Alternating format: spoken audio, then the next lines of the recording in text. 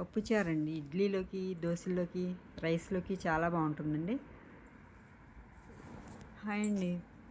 నేను పప్పుచారు చేశాను. అది ఎలా చేశానో చూపిస్తా అండి.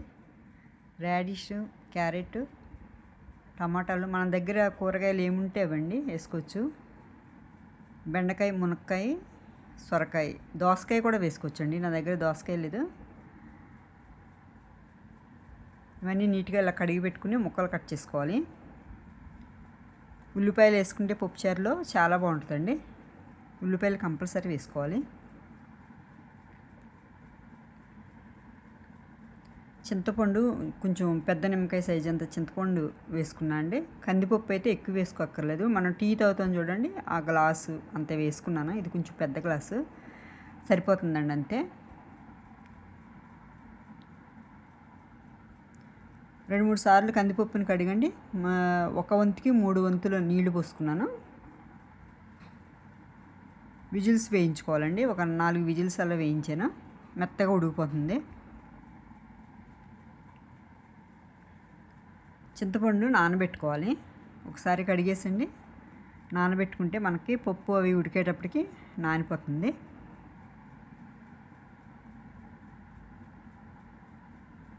మనం పప్పు ఎన్ని విజిల్స్ వేస్తే ఉడుకుతుందో తెలుస్తుంది కదండి మనకు ఒక్కరికి. నేనైతే 4 విజిల్స్ వేయించాను. మెత్తగా ఉడికిపోయింది. గరిటెతో మెదిపినా మెత్తగా అయిపోతుందండి.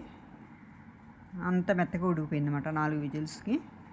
ఇది పప్పు గుత్తుతో నేను మెత్తగా కలబెట్టేసుకున్నాను.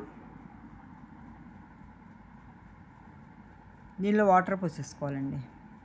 ఇలా చేసుకుంటే ఈజీగా అయిపోతుంది. కావాలంటే కూరగాయ ముక్కలు వేరే నూనెలో ఉడికించుకోవచ్చు. నేనైతే సాంబార్కి అలాగే ఉడికిస్తాను అండి. ఈ పప్పుచారులో అయితే ఇవన్నీ కూరగాయ ముక్కలన్నీ దీనిలో వేసేసాను, పప్పులో వేసేసండి.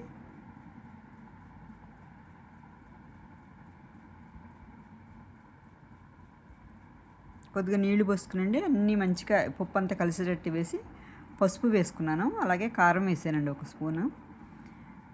ఈ కూరగాయ ముక్కలన్నీ వేసేసుకున్నాను. సొరకాయ, మునక్కాయ, రాడిష్, టమాటాలు వేసానండి. 4 టమాటాలు అలా వేసాను. క్యారెట్, 1 క్యారెట్, పచ్చిమిర్చి వేసుకున్నాను. వంకాయ ఉంటే వంకాయ కూడా వేసుకోవచ్చండి. మళ్ళీ ఇంకొక స్పూన్ కారం వేసానండి. ఇవన్నిటికీ కూరగాయ ముక్కలకి, పప్పుకి అన్నిటికీ సరిపోతుంది. 2 స్పూన్లు వేసుకుంటే. ఉప్పు వేసుకోవాలి. ఉప్పు వేసుకుంటే అండి ముక్కలు చప్పగా లేకుండా బాగుంటాయి అన్నమాట టేస్ట్గా. చూసుకుని ముక్కలో ములిగేటట్టు నీళ్లు పోసుకుని ఒక 2 విజిల్స్ వేయించానండి. సరిపోతుంది. ఎందుకంటే మునక్కాయ ముక్కలు ఉన్నాయి కదా, ఎక్కువ విజిల్స్ వేయించేసుకుంటే పేస్ట్ అయిపోతాయి అన్నమాట. ప్రెషర్ ఆగిన తర్వాత తీసి చూస్తుంటే ఈజీగా అయిపోద్దండి. ఇలా చేసుకుంటే మళ్ళీ టేస్ట్ కూడా బాగుంటుంది.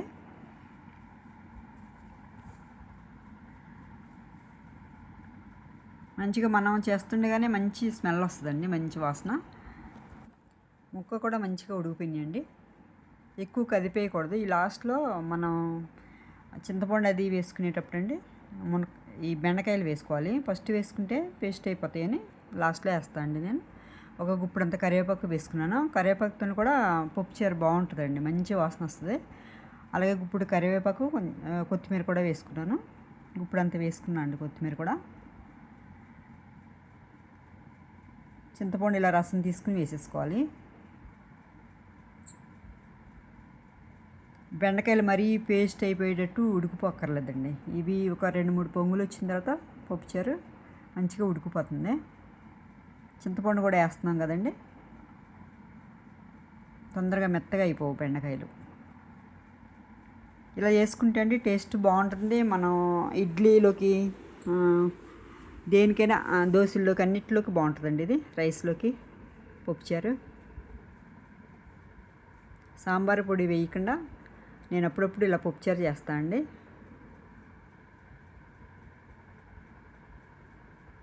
మా అమ్మ వాళ్ళు ఇలాగే చేసేవారు. అప్పుడు సాంబారు అది కాదు, పప్పుచారు ఎక్కువ కాసేవారు.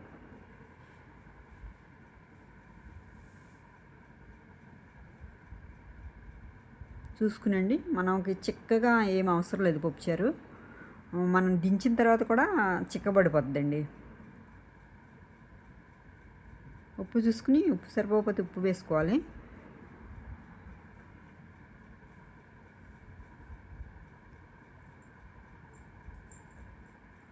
తొందరగా అయిపోతుందండి. మనకి టేస్ట్ కూడా బాగుంటుంది, తేడా ఏమి ఉండదు. కూరగాయ ముక్కలు ఉడికించి కొంచెం చాలామంది నూనెలో ఉడికించి వేసుకుంటారు.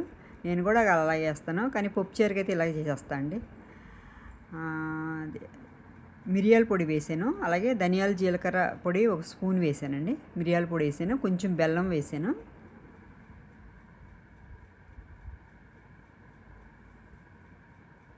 మరి పులుపుదనాన్ని చంపేస్తుందండి బెల్లం వేస్తే, బాగుంటుంది.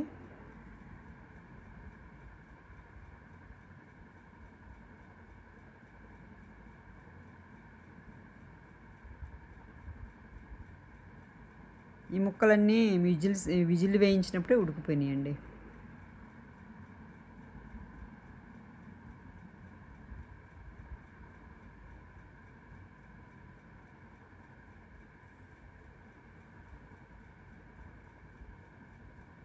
బెండకాయ ముక్కలు కూడా ఉడికిపోయినాయి. మనం పప్పుచారు ఆఫ్ చేసి కింద పెట్టిన తర్వాత కూడా బెండకాయ ముక్కలు ఆ వేడికి ఉడికిపోతాయండి.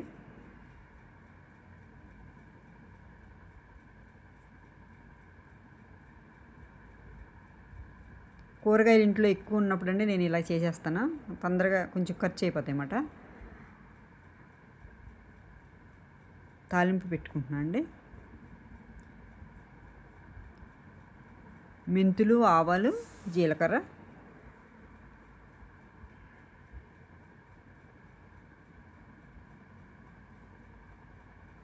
తాలింపుతోనూ టేస్ట్ బాగుంటుంది. కరివేపాకు వేసానండి, ఎందుకంటే నేను పప్పుచారులో ఎక్కువ వేసాను కాబట్టి కొంచెమే కరివేపాకు వేసాను. వెల్లుల్లిపాయ వేసాను, ఎండుమిర్చి కూడా వేసుకున్నాను.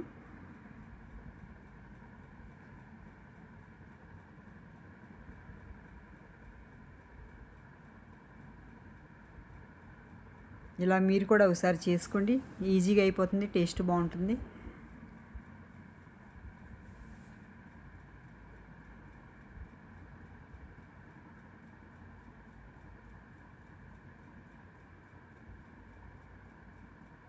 నా ఛానల్ని సబ్స్క్రైబ్ చేసుకోండి, లైక్ చేయండి, ఎవరికైనా మీ ఫ్రెండ్స్ ఎవరికైనా షేర్ చేయండి.